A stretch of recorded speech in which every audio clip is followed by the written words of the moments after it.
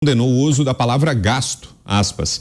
É preciso a gente parar de usar a palavra gasto, porque o mercado construiu uma narrativa de que tudo que você faz no Brasil e que qualquer dinheiro que vai para a saúde é gasto, qualquer dinheiro para a educação é gasto. Fecho aspas, foi o que disse o presidente Lula. Kobayashi. Bom, mais uma vez o presidente Lula aproveita uma oportunidade para se indispor com o mercado financeiro, né? E aí fica muito difícil, porque a gente precisa entender qual é a pretensão, então, do governo federal em relação às empresas, pequenas, médias, grandes empresas, quando pretende, por exemplo, estabelecer metas de crescimento do país. Porque quando o presidente Lula, ele promete e ele estabelece que vai aumentar o salário mínimo, ele precisa saber que ele vai precisar contar com alguém para pagar esse salário mínimo maior, que é justamente esse tal mercado sem coração que ele critica e que ele está sempre avesso. Quando ele diz que o mercado não tem coração, não tem sensibilidade, ele está afastando ainda mais a segurança econômica, jurídica, segurança institucional, principalmente, que todos os entes do mercado, da economia, precisam para estabelecer as suas metas de trabalho.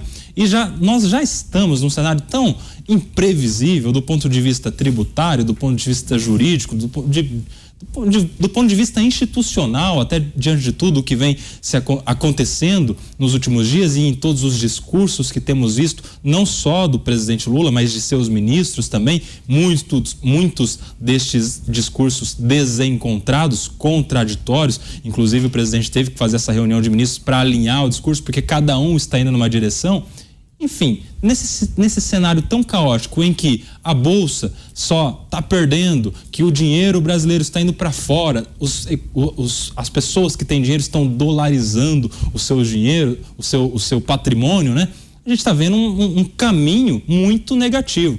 E aí vem alguns defensores do governo petista dizer que isso é normal em todo início de governo, que todo primeiro mês de governo, se você pegar nos últimos inícios todos eles têm alta do dólar, queda da bolsa, enfim, mas desta vez nós temos visto isso acontecendo não naturalmente por uma imprevisão, mas porque estão amparados nos próprios discursos que estão vindo do governo executivo. O presidente Lula aproveitou muito bem esses atos que aconteceram no último domingo para estabelecer uma união entre os poderes. Nós vimos aí a reunião entre Legislativo, o presidente do Senado em exercício, o presidente da Câmara, a presidente do Supremo, outros ministros do Supremo Tribunal Federal, o Procurador-Geral da República, todos os governadores e seus vice-governadores, e politicamente aproveitou a crise para, nesta oportunidade, procurar uma união política. Ele deveria também utilizar de toda essa crise que está instaurada para procurar também uma união com o mercado financeiro para que juntos, governo executivo, o Estado e a iniciativa privada caminhem em prol de um Estado mais bem desenvolvido, principalmente economicamente. Enfim, o governo petista promete mais direitos trabalhistas, mais vínculos trabalhistas do motorista de aplicativo, mais salário mínimo, quando quem vai pagar tudo isso precisa ser este mercado sem coração e insensível. Doutor Sartori, o que achou desses novos comentários do presidente sobre o mercado? Olha, é lamentável que o presidente não tenha sensibilidade de ver que nós precisamos do mercado. O mercado vai reger a economia, né? Ele já deu uma declaração desastrosa aí, logo que eleito, né? Dizendo que a assistência social não tinha nada a ver com responsabilidade fiscal. Já fez essa manobra aí do fura-teto, né, do desrespeito ao teto fiscal, e tudo isso, evidentemente, mexe com o mercado, e o mercado tem que ser respeitado, porque a economia depende disso, e o presidente tem que se conscientizar de que ele tem que observar essas regras e não pode dar declarações que venham efetivamente a mexer com o mercado, a derreter o mercado.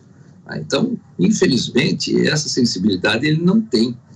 Ele às vezes parece, nessa parte inclusive, né, parece um elefante numa loja de cristal, né? E agora ele fala a mesma coisa, né? Diz que não deve usar a palavra gasto, porque os gastos devem ter e acabou, eles são ilimitados. Então não é assim que a coisa funciona. Então ele precisa mostrar, e também o senhor ministro da Fazenda, que não é muito afeto àquela pasta, precisam mostrar que eles têm efetivamente respeito à lei e vão seguir o caminho da responsabilidade fiscal. E a gente vê que não. Agora, os discursos deles são sempre discursos com efeito, vamos dizer assim, com potencial para gerar efeitos políticos dentro daqueles e no meio daqueles que efetivamente o seguem, né? Então, ali é aquela questão, olha, o Lula vai pagar, já disse aí o Hayashi, o Lula vai pagar o salário mínimo que o povo merece. O Lula, como foi efeito da picanha, ele disse que era da picanha para o povo, e agora nós já não estamos mais vendo a picanha, né? Não adianta cobrar a picanha, né? Porque ela não vai aparecer. Então ele ele simplesmente se pronuncia de uma forma que às vezes é impensada justamente, muitas vezes é impensada no sentido de não respeitar as linhas que devem ser seguidas com relação ao nosso mercado financeiro, que é sensível e deve ser respeitado. Nós já temos um problema sério aqui no país, que é a segurança pública. A segurança pública aqui é lamentável e lastimável. Eu já comentei aqui de manhã que nós temos um problema sistêmico, mas além de tudo a gente tem aí um sistema penitenciário que não absorve a demanda. Então, a tônica dos governadores que acaba encontrando eco lá no Congresso, encontrando eco lá nas cortes superiores, é o desencarceramento.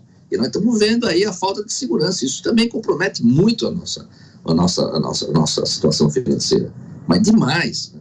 Você vai para qualquer país da Europa, aí você consegue andar na rua sem ser assaltado. Não vou dizer que não tem crime, tem, mas você consegue andar na rua, pelo menos, sem ser assaltado. Aqui não, qualquer lugar que você está, você pode ser assaltado a qualquer momento e até perder a vida. Então, isso tem que ser visto. E sobre isso ele não fala absolutamente nada. Nós queremos saber quando ele vai cuidar efetivamente da segurança.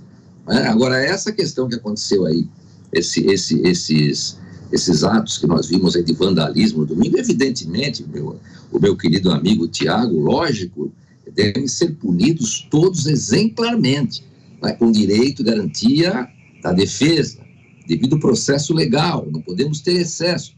Juiz natural, o Supremo não pode ser o juiz universal, ele tem que respeitar a Constituição e ver que há outras instâncias, governador, nós temos lá o Superior Tribunal de Justiça, o artigo 105A, nós temos ali o secretário, é o Tribunal de Justiça do Distrito Federal, segundo a lei orgânica do Tribunal de Justiça do Distrito Federal, que é uma lei federal, né? Então, tem que respeitar aqueles que não têm prerrogativa de foro, ou é Justiça Federal, dependendo da situação, aí no caso, patrimônio da União que foi atingido e tudo mais, então é Justiça Federal, artigo 109, inciso 4º, não pode ser o Supremo um juiz universal. Eles aplicam o artigo 42 do Regimento Interno para dizer que os fatos aconteceram dentro do Supremo e cabe ao Supremo julgar, só que tem uma Constituição acima disso.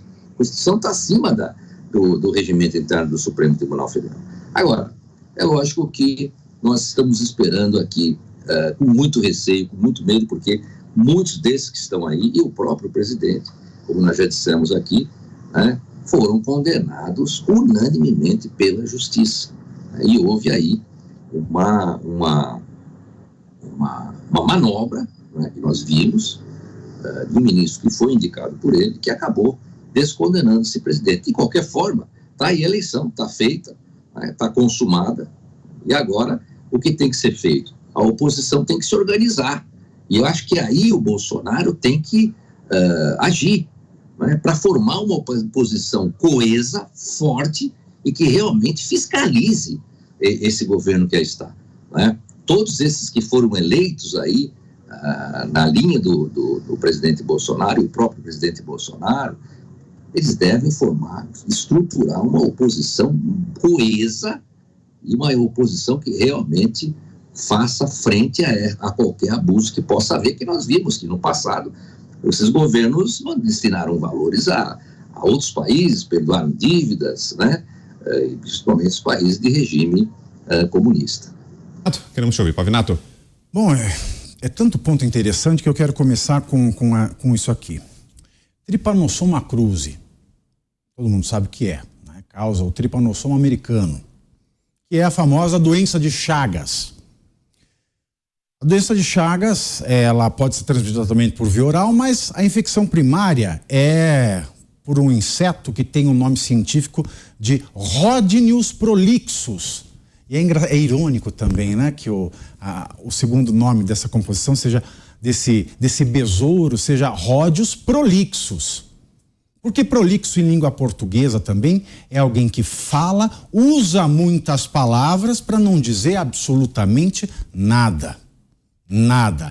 Então, o Rhodeus prolixus, ele transmite o Trypanosoma cruzi e causa doença de Chagas numa pessoa. O que acontece com uma pessoa com doença de Chagas? O coração dela vai aumentando e ela pode morrer, porque o coração aumenta. E eu fico me perguntando se esse coração que o Lula usa no discurso, se esse coração que ele não vê no mercado, é porque ele compara com o coração da sua ideologia, que não é um coração saudável, mas é um coração infectado com uma doença de Chagas que vai fazer tudo explodir, que vai fazer tudo parar. Agora, se ele não está falando de coração, porque eu estou dando aqui o benefício da dúvida, que ele de fato está falando do coração, tanto especialmente no sentido conotativo. No sentido conotativo, ou seja, o coração não é o órgão que bombeia o sangue, é o órgão representado na poesia, na filosofia, como a sede dos sentimentos. Bom, se é um coração com doença de Chagas. Se não é, eu tenho que me perguntar o que significa coração. O que significa coração? Que é importante, porque da mesma maneira que eu falo em fascismo, eu acuso o outro de fascista, quando o outro não é fascista, só porque o outro é minha oposição.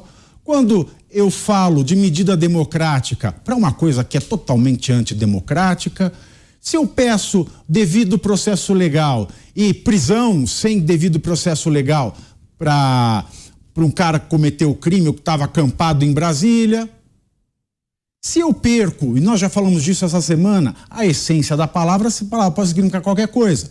É igual o golpe que eu falei, disse na minha última fala. Golpe, o governo de oposição é golpe, a oposição ao governo é golpe. O golpe que eu cometo não é golpe. Então o que é golpe? É um perigo danado. E essa questão do coração é uma aplicação tão vazia, tão hipócrita, porque a gente já viu, não é? Direitos humanos para todas, todos e todes, menos para quem estava em Brasília.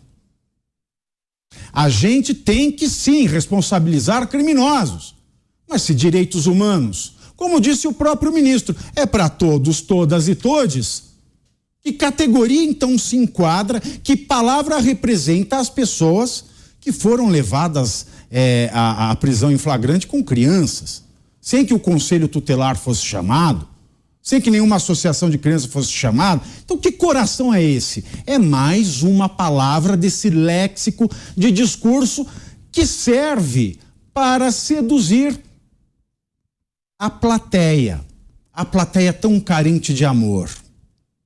E da mesma maneira que o coração não tem significado nenhum, a gente vê aqui a ojeriza a palavra gasto.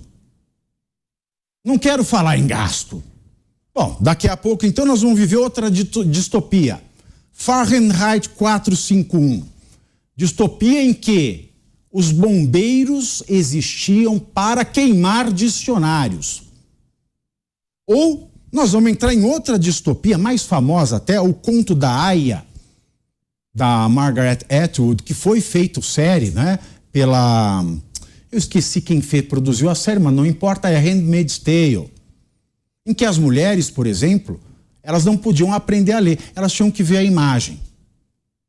Vamos acabar com as palavras? Eu só conheço exemplo de ditaduras distópicas, absurdas, terríveis, tenebrosas, que aboliram a palavra e os seus significados.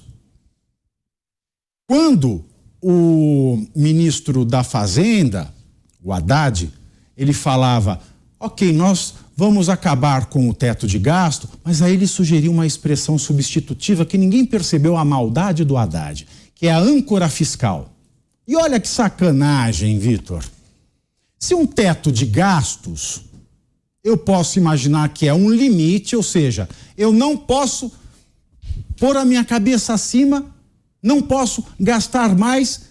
E quem não pode gastar? Quem gasta. Quem gasta é o governo, quem gasta é o agente público. E se eu troco isso por âncora fiscal, a âncora fiscal dá a mesma racionalidade econômica que o teto de gasto. Só que o teto de gasto limita quem está gastando, que é o político. A âncora fiscal, meus queridos, é outra coisa. Se eu não tenho mais teto, cada degrau que eu subo nessa casa muito engraçada que não tem mais teto, não tem mais nada, eu preciso de uma âncora maior. Quanto maior o navio, maior a âncora. Mas a âncora é fiscal, querido. E quem é que paga o fisco? Somos nós e não eles. Então, cada vez mais que eles aumentam esse cruzeiro maravilhoso chamado Brasília, a âncora aumenta, mas a âncora somos nós e nós continuaremos debaixo d'água enquanto eles aproveitarão a vista do alto mar. A palavra é um perigo. E basta dizer aqui, João, capítulo 1, versículo 1, no início era a palavra. E essa é uma escolha muito canhestra, porque o certo no texto original em grego koiné, né, no grego arcaico, no início era o logos. Logos é a razão. São Jerônimo, quando fez a primeira tradução do Novo Testamento do grego para o latim, não sei porquê, ninguém sabe, na verdade, só São Jerônimo saberia responder, trocou a palavra logos por verbum, razão por palavra. Talvez ele quis nos mostrar que a palavra é o instrumento mais perigoso na história da humanidade. Você, Mota? Nós estamos falando ainda da crítica ao mercado, não é isso? É isso. Olha, o tal mercado tão vilanizado assim, esse mercado somos todos nós, que trabalhamos, que produzimos, que criamos nossos filhos, que levamos esse país adiante. O mercado é você que está me ouvindo agora, que não tem a mínima ideia de como vai conseguir se aposentar. Qualquer pessoa que já teve uma mínima experiência de gestão, né? Por exemplo, você tem um bar, um salão de beleza, uma oficina mecânica, qualquer pessoa que já teve um pequeno negócio sabe o que é gasto. Qualquer dona de casa, qualquer pai de família sabe o que é gasto. Não é difícil de entender. Gasto é aquela despesa recorrente que você tem todo mês para manter a sua casa funcionando, a sua empresa, o seu governo, né? Os gastos são a conta de luz, o IPTU, o salário dos funcionários, a conta do telefone, o plano de saúde. Esses são os gastos. Todo brasileiro sabe o que é gasto. Para pagar os gastos, você precisa ter, no caso de uma empresa, um faturamento, né? Você precisa vender alguma coisa ou prestar algum serviço. No caso da sua família, você precisa ter uma empresa ou trabalhar em algum lugar e receber um salário. No caso do governo, você precisa cobrar impostos. Então, você cobra impostos das pessoas, pega esse dinheiro e gasta. É isso. As palavras têm significado. E o significado das palavras é muito importante. Fazer um jogo com as palavras não muda a natureza da realidade. E digo mais, a história está cheia de casos horrorosos de nações nas quais as palavras perderam o sentido.